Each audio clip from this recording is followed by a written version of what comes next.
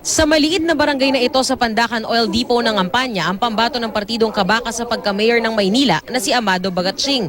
Ganito raw ang magiging estratehiya ng kanilang kampanya, ang makipag-usap direkta sa tao sa bawat barangay. Hindi raw sila naghahakot para lang mapuno ang isang malaking lugar para makinig sa kanila.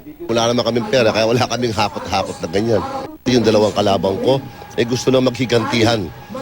Puro ego trip.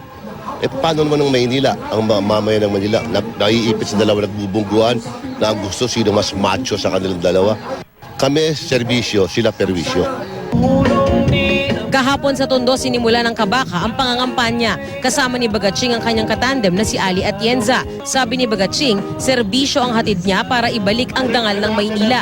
Ibababa niya raw ang buwis at sisiguraduhin wala ng mangungutong. Palalakasin din daw niya ang mga programa sa kalusugan, edukasyon at sports. Lia Manyalak del Castillo, GMA News.